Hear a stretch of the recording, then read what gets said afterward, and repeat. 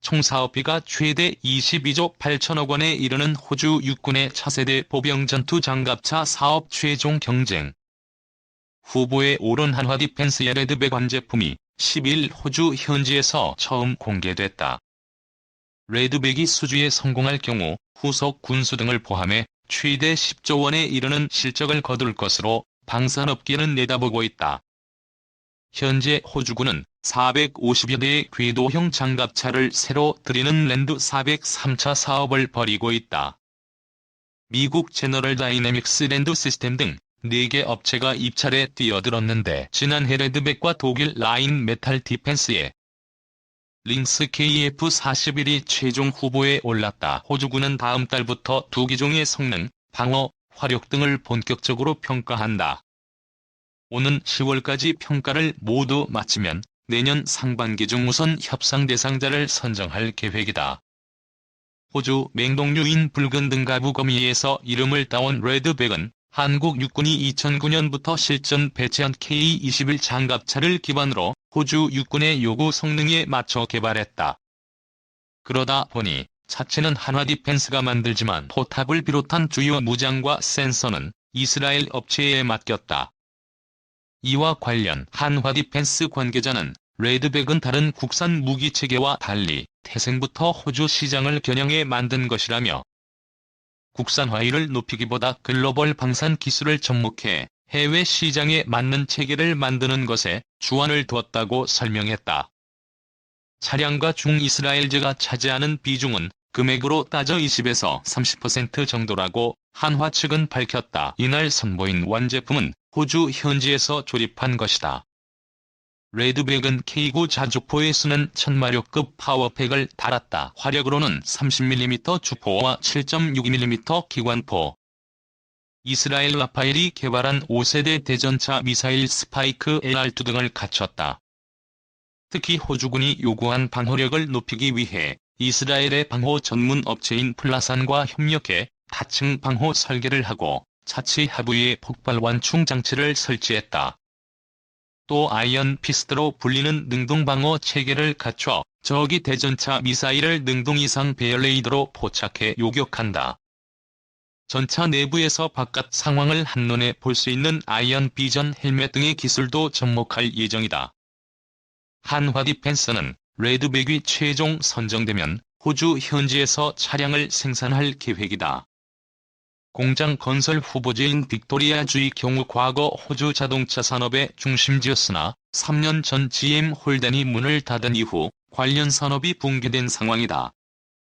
호주 정부가 이런 사정까지 고려해 최종 선정을 할 것이란 관측이 나온다. 한화 디펜스 측은 빅토리아주를 포함해 호주 전역에 약 7조 6천억 원 상당의 경제 파급 효과를 가져올 것으로 보인다고 했다. 미국이 주도하는 인도, 태평양 전략의 핵심 축인 호주는 잠재적인 적국인 중국에 맞서기 위해 전력을 계속 강화하고 있다. 이번 장갑차 도입 사업 역시 그 일환으로 평가된다. 이 55조 걸린 장갑차 전쟁, 한국이 만든 독거미 레드백 결승행. 24일 한화 디펜스 창원 공장에서 비장한 출정식이 열렸다. 한화에서 만든 레드백 장갑차 2대가 호주 멜버른 항으로 출발하는 자리다. 최대 55조 원을 두고 벌이는 결승전을 앞두고 있다. 한화는 지난해 9월 호주 육군이 추진하는 궤도형 장갑차 도입 사업에서 독일 라인 멘탈 디펜스의 링스 KF-41 장갑차와 함께 최종 후보에 올랐다. 올해 말부터 2022년까지 호주에서 최종 승자를 가리는 마지막 승부를 펼친다. 호주군은 이번 사업으로 장갑차 400대를 도입하는데 사업비는 5조 원 규모다. 하지만 사실상 5조 원을 10배 이상 넘어선 55조 원 사업이라는 평가를 받는다. 이번 호주군 사업의 승자는 내년부터 시작하는 50조 원 규모의 미군 장갑차 사업도 가져갈 가능성이 크기 때문이다. 미국에서 이루어질 본격적인 승부에 앞서 전초전을 치르는 셈이다. 미국과 영국의 방산 기업은 호주군 장갑차 사업의 1차 관문에서 탈락했다. 이에 따라 미국 장갑차 교체 사업에서도 경쟁력을 갖기는 어렵다는 평가다. 한국과 독일은 최대 4천여 대의 브래들리 장갑차를 교체하는 미군 사업에서도 유력 후보로 거론된다. 미군의 요구 성능은 호주군 사양보다 방호력을 더 높였을 뿐 크게 다르지 않다. 호주는 중국과 러시아의 군사 위협에 대응해 장갑차를 비롯한 군사력 보강에 나서고 있다. 호주 침공에 대비한 전력을 꾸리는 중인데 이런 위협 인식은 일본이 침략하려 했던 제2차 세계대전 이후 처음 있는 일이다. 한화는 호주에 서식하는 치명적인 독성을 가진 독거미의 이름인 레드백을 장갑차 이름에 붙였다. 한국에서 호주 독거미를 수출하는 것이다. 레드백 장갑차는 한국군이 도입한 K-21 보병 전투 장갑차를 발전시켰다. 승무원은 3명이고 8명의 보병이 탑승한다. 레드백은 경쟁 장갑차보다 방호력과 기동성에서 모두 뛰어난 성능을 가지고 있다는 평가를 받고 있다. 360도 주변을 모두 살피는 카메라를 장착해 승무원과 탑승 보병이 장갑차 외부 전장 상황을 쉽게 파악할 수 있다. 방호력은 호주군 요구 수준을 뛰어넘는다는 평가다. 차체는 총탄과 포탄 파편을 충분히 막아내는 장갑을 달았고 이스라엘 IMI에서 개발한 아이언 피스트 능동 방호 시스템도 적용해 로켓 공격을 원천적으로 무력화시킨다. 장갑차를 향한 로켓 공격을 탐지한 뒤 대응 로켓을 쏴 요격하는 방식이다.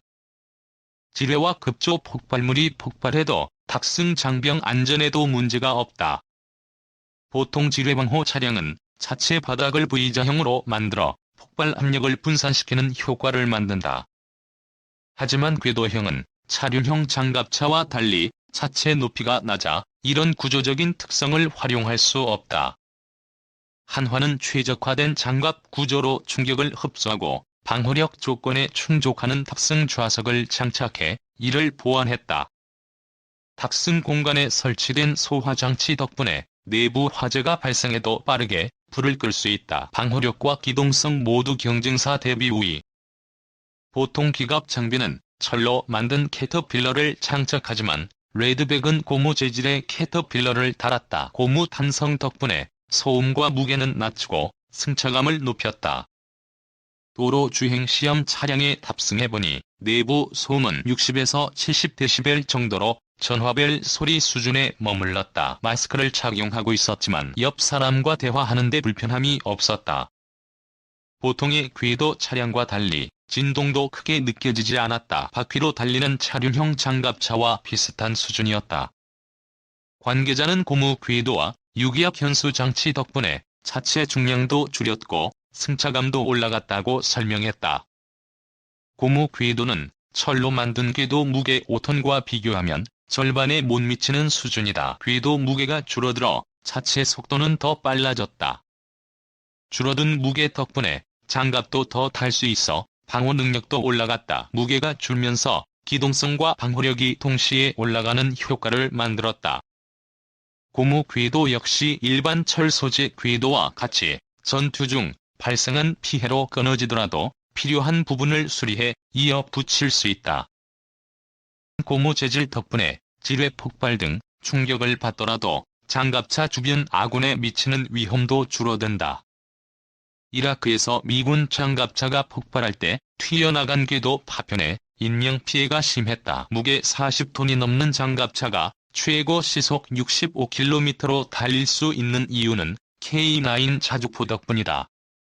47톤 무게의 자주포를 최고 시속 65km로 끌어내는 천마력 동력장치를 옮겨왔다. K9 자주포 파워팩 성능은 이미 현장에서 입증됐다. K9 자주포 전력화 사업은 1999년부터 시작돼 20년 동안 신뢰성을 확보했다. 반면 경쟁자인 독일 장갑차에 장착한 동력장치는 최근에 개발돼 아직 신뢰성을 충분히 입증하지 못한 단점을 갖는다. 레드백의 공격력은 이스라엘과 호주가 맡았다. 이스라엘에서 개발한 T-2000 포탑은 호주도 합작해 만들었다. 30mm 구경으로 분당 최대 100에서 200발의 기관포를 쏟아붓는다. 여기에 대전차 미사일도 달아 전차 공격도 가능하다. 한화 관계자는 호주가 요구하는 성능에 충족하도록 만들었다며 시험 평가를 받는 동안 문제가 발생하지 않도록 품질 관리에도 노력을 기울였다고 설명했다. 호주 현지에서 이루어질 시험 평가가 수주 여부를 사실상 결정하기 때문이다.